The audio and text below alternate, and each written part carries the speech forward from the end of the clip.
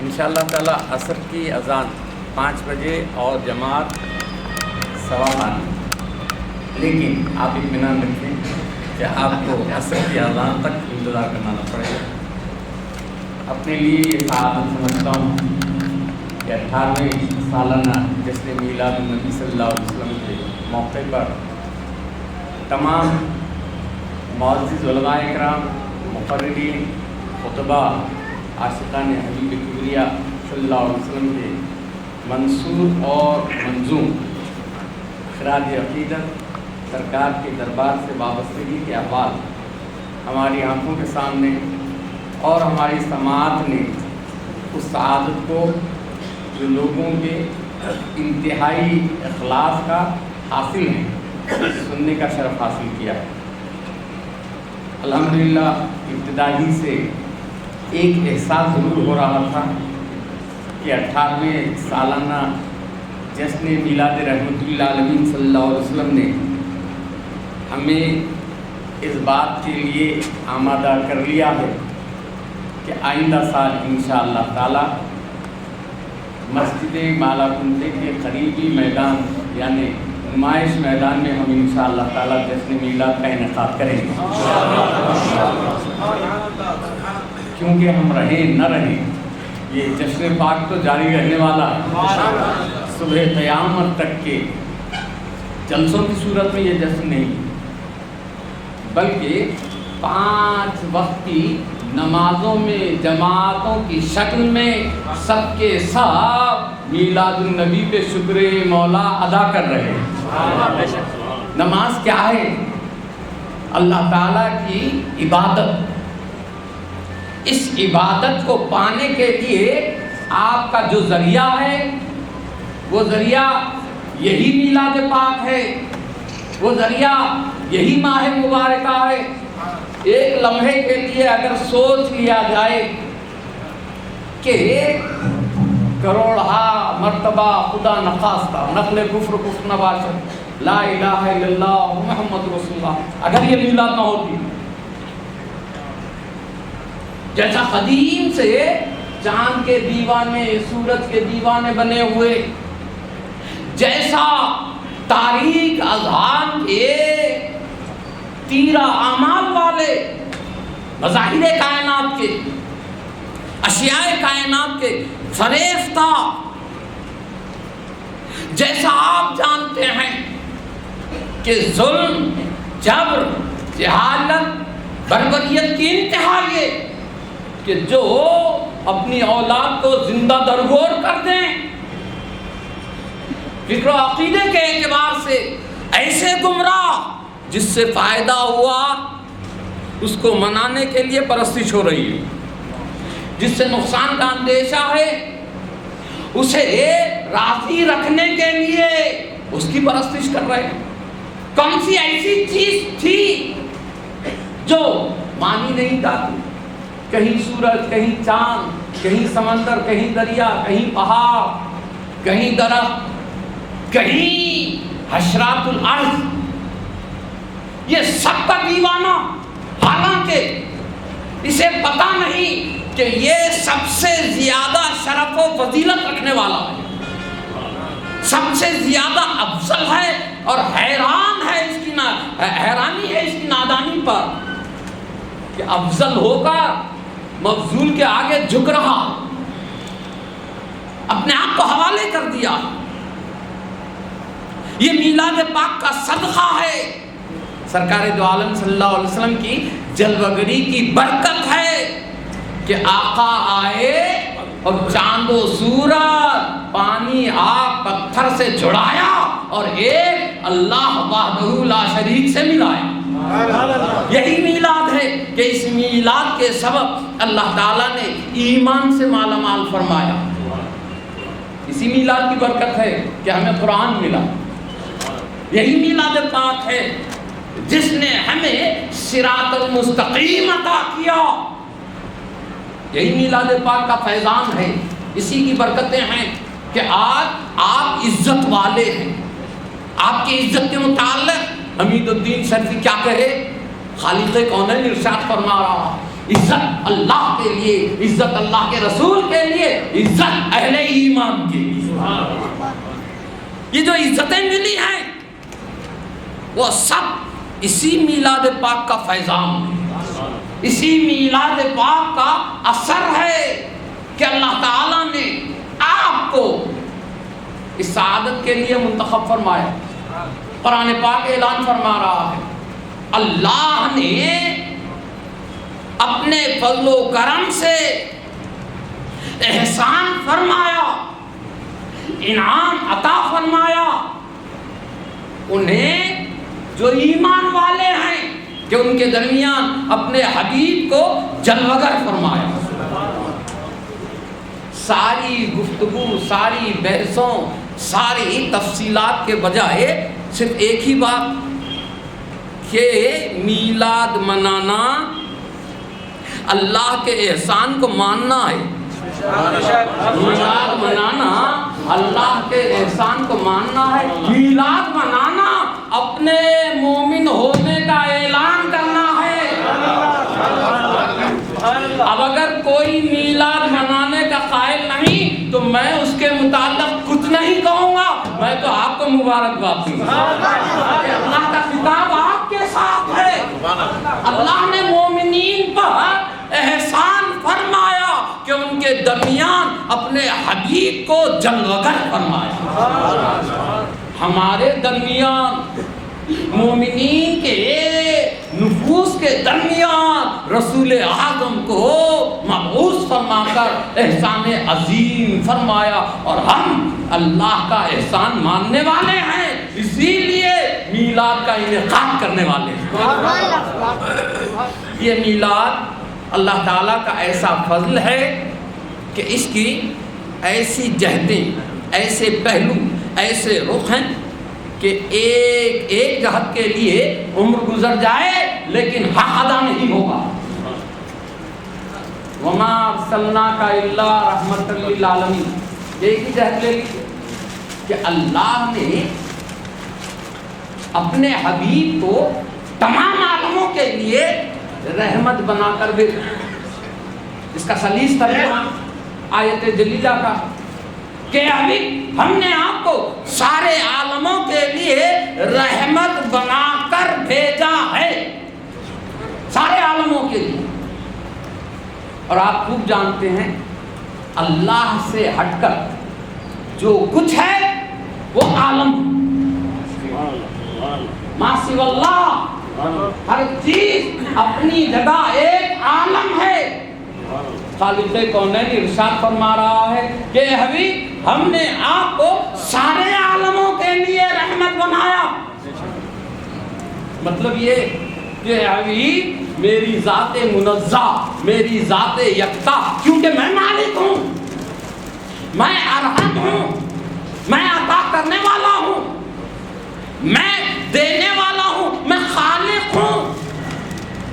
میری ذات منزہ کو چھوڑ کر مجھ سے سوا جو کچھ ہے اس کے لیے تم رحمت ہو۔ تمام عالموں کے لیے اللہ نے اپنے حبیب کو رحمت بنایا۔ رحمت کا ایک پہلو معنوں میں بھی آتا ہے کہ رحمت کے معنی مہربانی ہے، کرم ہے، عطا ہے، دین ہے، بخشش ہے، عفو ہے، مغفرت ہے، شفاعت ہے، ہدایت ہے۔ رحمت بمانے بارش ہے، رحمت بمانے سخاوت ہے، رحمت بمانے ہدایت ہے، اور رحمت بمانے روشنی ہے، روشنی یعنی نور، اور نور کی حقیقت ایسی کہ خالق کونین کے حبیب نے ارشاد فرمایا کہ اللہ تعالیٰ نے سب سے پہلے میرے نور کو پیدا فرمایا۔ اللہ کے حبیب رحمت ہیں، گویا نور خداوندی ہیں، رحمت پروردگار نور خداوندی ہیں۔ سب سے پہلے میرے نور کو پیدا فرمایا، پھر اس نور سے ساری کائنات کی تخلیق فرمائی، اپنے حبیب کو رحمت بنایا، اور اس رحمت سے ساری کائنات کو اللہ تعالیٰ نے نواز دیا۔ ایک صورت ہے جو حقیقت ایمان ہے، ارحم الراحمین اللہ کی ذات یکتا، جس پہ کرم ہے اللہ کا، جس پر فضل و رحمت ہے خالق کونین کی، اس کی حقیقت کو ارحم الراحمین کے ذریعے سمجھایا کہ ہم ہی سارے مہربانوں پر مہربانی کرنے والے، جو کچھ دینے والے ہیں ہم ہیں، جس کو جو دیا ہے ہم نے دیا ہے، ہم نے سرفراز کیا ہے۔ اب یہاں وما ارسلناک الا رحمۃ للعالمین کی حقیقت یہ دینے والے ہم ہیں، اور اے حبیب دینے کا سبب آپ نے، ہم نے جس کو دیا ہے آپ کے سبب دیا ہے، آپ کی وجہ سے دیا ہے، آپ باعث رحمت پروردگار۔ وما ارسلناک الا رحمۃ للعالمین، اے حبیب ہم نے عالموں کے لیے آپ کو رحمت بنا دیا۔ مطلب کیا ہوا؟ اے حبیب ہم نے عالموں کی روشنی بنا دیا، آپ کو عالموں کا نور بنا دیا۔ کوئی ایسا نہیں جو اس رحمت سے دور ہو، اس نور کے بغیر اس کا وجود۔ حضرت آدم کا پیکر خاکی جس میں آقائے دو جہاں کے اجزائے مادیہ رکھے گئے، وہ اتنے نورانی کہ آدم علیہ السلام کا ہیولا جگمگانے لگا اور حقیقت نور سمٹ آیا آدم کی آنکھوں میں، اولاد آدم کی آنکھوں میں۔ تو گویا جس انسان کو آنکھ اور بینائی ملی ہے، یہ آنکھ اور بینائی اللہ کی دین ہے، اور اس دین کا سبب محمد رسول اللہ کا نور ہے۔ حضرت ابراہیم علیہ السلام آتش کدے کے روبرو بڑے مطمئن ہیں۔ تفصیل میں نہیں جاؤں گا، وقت اجازت نہیں دیتا۔ فرشتے نے عرض کیا تھا آپ کے اطمینان کا سبب، فرمایا مجھے آپ سے کوئی اندیشہ نہیں۔ حضور آگ دہک رہی ہے، شعلے آسمان سے بات کر رہے ہیں، گوفن میں آپ بچھائے گئے ہیں، بس لمحے دو لمحے کی بات ہے، آپ جھونکے جائیں گے۔ حضرت ابراہیم علیہ السلام نے فرمایا پھر بھی نہیں جلوں گا، پھر بھی نہیں جلوں گا۔ کیوں؟ یقین ابراہیمی بتا رہا ہے کہ میرے مولا نے میری سلامتی کا انتظام کر دیا، سلامتی کا انتظام کیا ہے۔ وہ سلامتی کا انتظام کیا ہے؟ قرآن فرما رہا ہے آگ کو حکم دیا گیا، حق ہے، لیکن سبب سلامتی کس کو بنایا؟ اور حضرت ابراہیم کو یہ یقین ہے کہ جھوکا بھی جاؤں گا تب بھی نہیں جلوں گا۔ فرشتے نے پوچھا کیوں؟ فرمایا ارے دیکھتا نہیں، مولا نے میری پیشانی میں ابھی تک نور مصطفیٰ محفوظ ہے۔ یہ نور ہے میری حفاظت کا سبب، میری سلامتی کا سبب۔ یہ سبحان اللہ، جھوکے بھی گئے حضرت ابراہیم علیہ السلام۔ ایسا نہیں ہوا کہ فرشتے کی بات کے بعد معاملہ ختم ہو گیا، نہیں، غلط کے کود پڑے تھے خوشی سے شعلوں میں۔ جب آگ میں جھونکے گئے تھے ابراہیم، مبلغان نے غلط بھی نہیں، اس کو اب تک خبر نہیں کہ قرآن کا یہ لفظ رجیم، جھونکے گئے آگ میں ڈال دیے گئے۔ لیکن اس کے بعد کیا ہوا؟ حضرت ابراہیم تو بہت بڑی بات ہے، آپ کے لباس مبارک کے کسی ذرے کو بھی کوئی تکلیف ہوئی؟ کچھ بھی نہیں، سلامتی ہی سلامتی۔ یہاں کچھ اللہ والوں نے ایک پیارا جملہ دیا کہ دیکھو حضرت ابراہیم اور آپ کے متعلقات محفوظ رہے تو سبب کیا ہے؟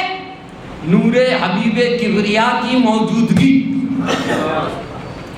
تو کہا کہ نور وہ ہے جو کسی کے جلائے نہ جلے، نور وہ ہے جو کسی کے کاٹے نہ کٹے۔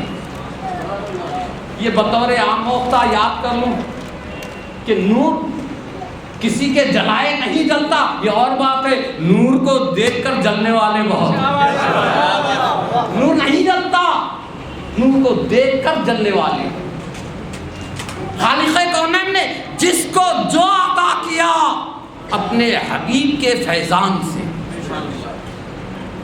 عظمت حبیب کا حال یہ، تخلیق میں اول، بعثت میں آخر، سب سے پہلے تخلیق، ظہور، ولادت، میلاد، بعثت، تشریف آوری، جلوہ فرمائی، ظہور قدسی، سب کے آخر، تاکہ سب کی توثیق ہو جائے۔ سب نے جو دعویٰ کیا ہے لا الہ الا اللہ کا، تو کیا کسی نے دیکھا ہے کہ نہیں ہے کوئی معبود سوائے اللہ کے؟ سب آ کر کہتے رہے کہ اللہ کے سوا کوئی معبود نہیں۔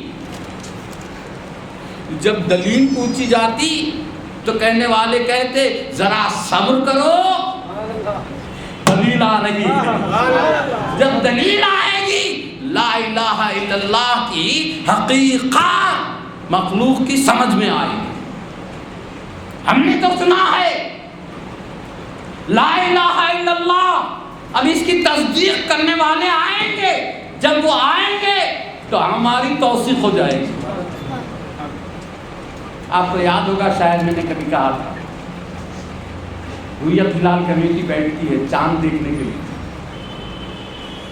ایک صاحب دوڑے دوڑے آتے ہیں، ان کی اس تاریخ مغرب کے بعد، حیدرآباد ہو کہ دہلی ہو کہ سعودی عرب کا ریاض ہو، کوئی شہر ہو جہاں مسلمان رہتے بستے ہیں، وہاں پر چاند کے ساتھ ان کے معاملات دینی جڑے ہوئے ہیں، اس لیے سب منتظر رہتے ہیں چاند کی رویت کے متعلق۔ وہاں مفتی علماء اکرام تشریف فرما، ایک صاحب آئے اور آ کر کہا مفتی صاحب چاند ہو گیا۔ مفتی صاحب نے اس سے پوچھا کیا تم نے اپنے سر کی آنکھوں سے دیکھا؟ تو اس آنے والے نے کہا جی نہیں، میں نے سنا ہے۔ فرمایا تیرے سننے کی ہم تردید نہیں کرتے، ٹھہر جا۔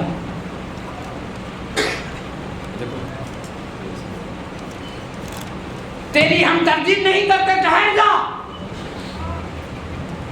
پھر دوسرا آیا، اس نے کہا مفتی صاحب چاند ہو گیا، تو نے دیکھا؟ جی نہیں سنا، ٹھہر جا۔ 5 آئے، کہا چاند ہو گیا، سب نے سنا۔ 10 آئے، سب نے سنا۔ 100 آئے، کہا کہ ٹھہر جا، چاند اگر ہوا ہے تو نے سنا ہے تو ہم تیری تردید نہیں کریں گے۔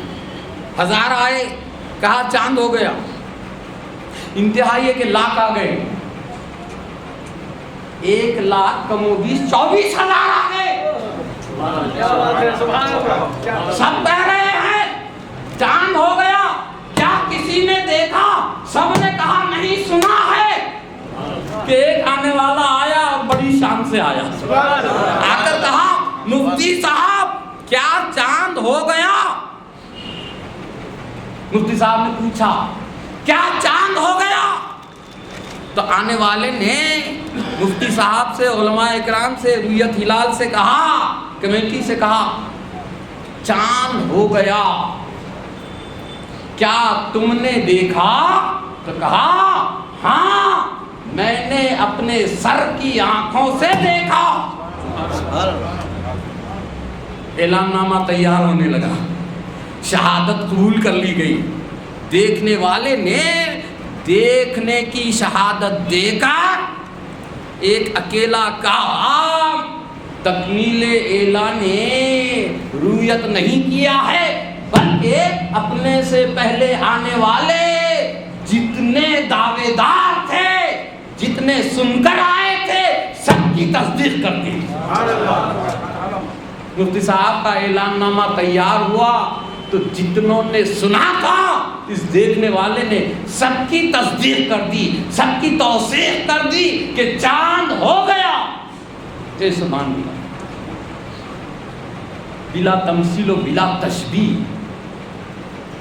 سرکار عالم صلی اللہ علیہ وسلم نے لا الہ الا اللہ جو اظہار و اعلان فرمایا، یہ اظہار و اعلان سنی ہوئی بات نہیں تھی بلکہ دیکھی ہوئی حقیقت تھی کہ آقائے دو جہاں کی نگاہوں نے دیکھا، اس وقت دیکھا جب نہ کائنات تھی نہ کائنات کا کوئی تصور تھا، بس اللہ کا وجود تھا۔ اللہ نے اپنے حبیب کو پیدا فرمایا تو سب سے پہلے مولا تعالیٰ کے محبوب نے ذات یکتائی کا مشاہدہ کیا۔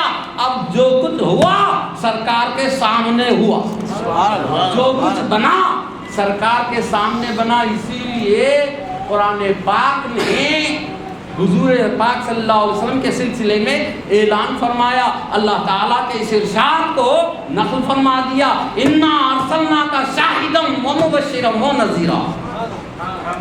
جہاں تک کہ شاہد یا مشاہدے کی بات ہے وہ سب کی آنکھوں سے دیکھنے پر محمول کرتی ہے۔ شہادت اسی کی قبول کی جائے گی جس نے سر کی آنکھوں سے دیکھا ہے، یہی دیکھنے والا شاہد کہلاتا ہے۔ اور شہادت کا معاملہ علم کے ساتھ۔ آپ دیکھیں قرآن پاک نے بار بار اعلان فرمایا وَعَلَّمَكَ مَا لَمْ تَكُنْ تَعْلَمُ۔ قرآن پاک نے بار بار علم نبی کا اعلان، الرحمن علم القرآن۔ قرآن پاک نے حبیب کبریا صلی اللہ علیہ وسلم کے علم کے متعلق بار بار اعلان فرمایا۔ تفصیل میں نہیں جاؤں گا، علم کیا چیز جو واقف نہ ہو اس کا جاننا علم ہے، مشاہدہ۔ اللہ نے اپنے کلام میں اپنے حبیب کے متعلق ارشاد فرمایا وَعَلَّمَكَ مَا لَمْ تَكُنْ تَعْلَمُ، کہ حبیب ہم نے آپ کو ان تمام باتوں کا علم دے دیا جو آپ جانتے نہ تھے۔ حبیب کبریا کیا نہیں جانتے تھے؟ دیکھیے جتنے فرشتے پیدا ہوئے حضرت جبرائیل کو ملا کر ساری نوری مخلوق کی پیدائش اللہ کے حبیب کی نگاہوں کے سامنے، کیونکہ اللہ کے پہلی تخلیق ہے میرے آپ کے سرکار۔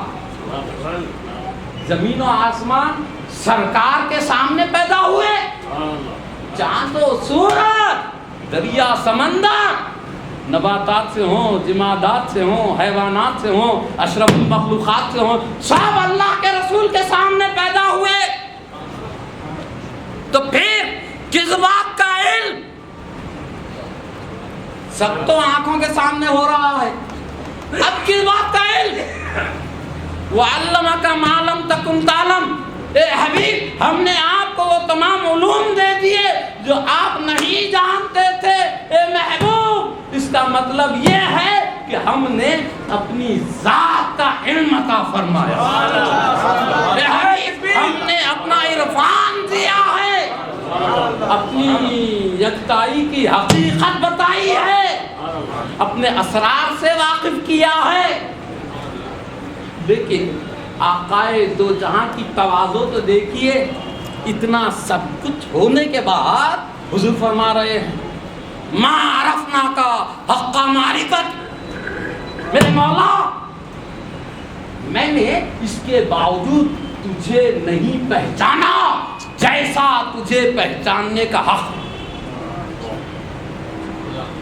محمود غزنوی نے اپنے استاد فخر الدین رازی رحمت اللہ علیہ سے سوال کیا، حضور بایزید بستامی کیا اتنے بڑے ہو گئے کہ دعویٰ کیا ہے، اعلان کیا ہے سبحانی ما اعظم شانی انی عرفت ربی،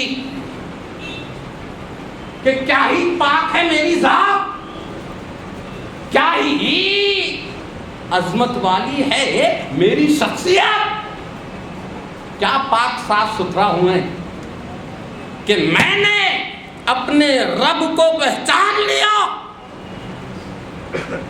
اور جبکہ حدیث پاک میں اللہ کے حبیب صلی اللہ علیہ وسلم نے ارشاد فرمایا ما عرفنا کا حق معرفت۔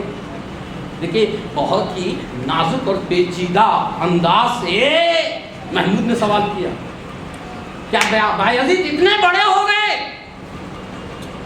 کہ دعویٰ کر دیں؟ جبکہ حضور نے فرمایا وَعَلَّمَكَ مَا لَمْ تَكُنْ تَعْلَمْ کے بعد فرمایا، اسرار حق جان کر فرمایا، عرفان کبریائی کے بعد فرمایا، اور بایزید ایسا کہتے ہیں انی عرفت ربی، میں نے اپنے رب کو پہچان لیا۔ حضرت امام فخر الدین رازی رحمۃ اللہ علیہ نے محمود غزنوی کا یہ سوال سن کر کہا محمود کیا تو یہ پوچھنا چاہ رہا ہے کہ کٹورا کیوں چھلکا سمندر کیوں نہیں چھلکا؟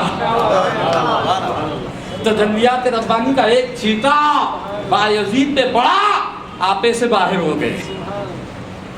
حبیب کبریا عرفان ذات حق کا سمندر ہے، صفات ہی نہیں ذات کے ساتھ اس انداز سے کہ عین ذات خالق کونین کے جلوہ یکتائی کا مشاہدہ فرما رہے ہیں، اور فرما رہے ہیں مجھ میں اور گنجائش ہے، مجھ میں اور تجلیات کو سہنے کی گنجائش ہے۔ حضرت موسیٰ علیہ السلام نے صفت کی تجلی کا کروڑواں حصہ، وہ بھی ڈائریکٹ نہیں انڈائریکٹ دیکھا تھا، کوہ طور کے وسیلے سے دیکھا، بے ہوش ہو گئے، تاب نہیں لا سکے۔ یہی حضرت موسیٰ کی معراج ہے، کوہ طور پہ تمنا کرنا کہ مولا مجھے دکھا دے اپنا جلوہ۔ خالق کونین نے اپنے لامحدود صفات میں سے ایک صفت، صفت ربوبیت، وہ بھی پوری تجلی نہیں، کروڑواں حصہ، وہ بھی حضرت موسیٰ کی آنکھوں پر نہیں بلکہ پہاڑ پر ظہور فرمایا، پہاڑ خاکستر، حضرت موسیٰ بے ہوش آیا تو نظر کی تیزی کا حال یہ کہ کوئی بھی حضرت موسیٰ کی آنکھوں میں دیکھتا تو اس کی بینائی سلب ہوئی۔ اسی لیے احتیاطاً نقاب ڈال رکھا تھا، گھر آئے تو بی بی صفورہ نے پوچھا اے اللہ کے کلیم یہ آج کیا تیور ہے، کیا انداز ہے؟ گھر والوں سے گوشہ ہوتا ہے، گھر والوں سے پردہ ہوتا ہے۔ حضرت موسیٰ علیہ السلام نے ارشاد فرمایا نہیں، بات وہ نہیں ہے، بلکہ اب مجھ سے کوئی نظر ملا نہیں سکتا، میری نظروں میں کوئی نظریں ڈال نہیں سکتا، اگر ڈالے بینائی غائب ہو جاتی ہے۔ سارا ماجرا کہہ سنایا۔ بی بی صفورہ نے یہ سن کر حضرت موسیٰ سے عرض کیا آپ تو اللہ کے کلیم ہیں، نبی ہیں، صاحب طور ہیں، تورات والے ہیں، بنی اسرائیل کے نجات دہندہ ہیں، آپ کا وہ مقام ہے کہ آپ تمنائے جلوہ حق کریں، ہم تو ایسا سوچ بھی نہیں سکتے۔ لیکن موسیٰ ایک بات تو ہو سکتی ہے کہ ہم تمنائے دید نہ کریں، لیکن ایک بات ہو سکتی ہے جن آنکھوں نے مشاہدہ جمال حق کیا ہے ان آنکھوں پر اپنی بینائی تو نثار کر سکتے ہیں۔ تمنا پوری ہو جائے گی کہ ہاں ہم بھی وہ ہیں جنہوں نے ان آنکھوں کی زیارت کی ہے جن آنکھوں نے مشاہدہ جمال حق کیا۔ ہٹائیے، پرواہ نہیں ہے، بینائی رہے یا جائے۔ حضرت موسیٰ نے کہا علیہ السلام خوب سوچ لو، کہا سوچ لیا، حسرت دل پوری ہو جائے، قیامت میں بھی سر بلند رہیں گے کہ ہاں ہماری آنکھوں نے ان آنکھوں کی زیارت کی ہے جن آنکھوں نے دیدار حق کیا۔ حضرت موسیٰ نقاب ہٹا رہے ہیں کہ بی بی صفورہ نے کہا موسیٰ ایک لحظے کے لیے رک جائیں۔ پوچھا کیا بات؟ کہا بینائی تو جانے والی ہے، لیکن میں نے سوچا ہے یہ حسرت ایک بار نہیں 2 بار، اپنی ایک آنکھ پر ہاتھ رکھ لیا، अच्छी वाली आँख खोली। हजरत मूसा से कहा अब हटाइए हिजाब, अब हटाइए निकाब। एक आँख से मुशाहिदा किया, बीनाई गायब हो गई। हजरत बीबी सफूरा ने जिसकी बीनाई जिस आँख की गई थी उस पे हाथ रखा, अच्छी वाली आँख खोली। फिर एक मर्तबा ये हसरत पूरी कर ली दीदार की। ये तमन्ना जब पूरी हो गई तो करिश्मा कुदरत हुआ, पहली आँख में बीनाई पलट आई। ये हजरत मूसा हैं और मूसा के देखने वालों का ये हाल है। क्या देखा था? जात नहीं, लामहदूद सिफात की पूरी तजल्ली नहीं, करोड़वां हिस्सा। और एक देखने वाला आका ऐसा है, एक ऐसी नजर वाला है कि खालिक़े कौनैन उसके मुताल्लिक़ इरशाद फरमा रहा है, जना फतदल्ला फकाना क़ाब क़ौसैन औ अदना। वो मंजिल आई कि जहाँ खालिक़े कौनैन ने फरमाया, हबीब मेरी जलवागाह नाज़ में आ जाओ और नजदीक आ जाओ, ऐसा कि दो कमानों से कम फासला रह गया। अब यहाँ न कोई दरख्त हायल है, न कोई पहाड़ हायल है, न कोई फासला है, कुछ नहीं, न हिजाब है न नकाब है। देखने वाले आका ने तजल्लियात ही नहीं, सिफात की तजल्लियात ही नहीं, ऐने ज़ात को देखा, भरपूर नजर के साथ देखा। यही तो वजह है कि हजरत मूसा अलैहिस्सलाम ने वापसी में दामन थाम लिया। मेरी पूरी जिंदगी की आरज़ुओं का सिला, एक बार का जलवा, एक बार का जलवा, मेरी तमाम तरह उम्मीदों दुआओं मारूज़ात का सिला। ये तो इससे बेहतर मौका है, कोई और नहीं हो सकता कि मैं आप अपने दिल की तमन्ना, अपनी हसरत पूरी करूं। किसी ने हजरत मूसा अलैहिस्सलाम से अर्ज़ किया कि हुजूर वहाँ आपने वसीले से देखा, अब यहाँ क्या मौका है? तो फरमाया मेरे मुक़द्दर ही में वसीले से देखना लिखा है, बगैर वसीला देखना तो मोहम्मद रसूलुल्लाह की शान। मैं तो जब देख रहा हूँ वसीले से देख रहा हूँ। तफसील में नहीं जाऊँगा, 9 मरतबा हुजूर से अर्ज़ किया, चाहिए जाइए उम्मत के लिए नमाज कम करवाइए। उम्मत यहाँ बड़ी खुश है। जब आका तशरीफ़ ले गए 5 वक्त की कम हुई, 45 वक्त की कम हो गई थी, फिर भी हज़रत मूसा अलैहिस्सलाम दामन थामे हुए हैं, जाइए जाइए, आपकी उम्मत 5 वक्त की नमाज पढ़ने की भी ताबो तमा नहीं रखेगी, जाइए और कम करवाइए। हज़रत मूसा का इसरार, मैं आज सैकड़ों बरस बाद सोचता हूँ कि हज़रत मूसा अलैहिस्सलाम ने हमारे मुताल्लिक़ कितना सही अंदाज़ा किया कि 5 वक्त की नमाज भी आपकी उम्मत के लिए बार होगी। कम से कम पहले वालों के लिए तो नहीं था, सहाबा के लिए नहीं, ताबईन के लिए नहीं, तबे ताबईन के लिए नहीं, अइम्मा के लिए नहीं, औलिया के लिए नहीं, सालिहीन के लिए नहीं, कम से कम आज के दौर में तो हज़रत मूसा का कौल बिल्कुल सादिक़ा रहा। लोगों को मालूम है, हदीस पाक सैकड़ों मरतबा सुनी है, पढ़िए। सरकार जब गए 5 वक्त की कम हुई, 9 बार गए तो 45 वक्त की कम हो गई।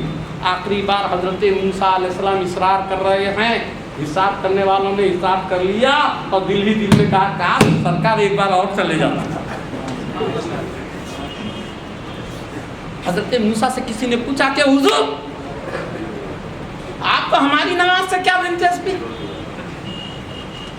हज़रत मूसा अलैहिस्सलाम ने कहा तुम्हारी नमाज और इबादत से वाकई मुझे क्या दिलचस्पी, मुझे तो अपनी लगन लगी हुई थी। वहाँ एक बार देखा था, सिफत की तजल्ली का करोड़वां हिस्सा देखा था, और यहाँ मौका मेरी किस्मत से मिल गया कि बार बार उस ज़ाते अथर की आंखों को देख रहा हूँ जिन्होंने सिफात ही नहीं ऐने ज़ात तो देख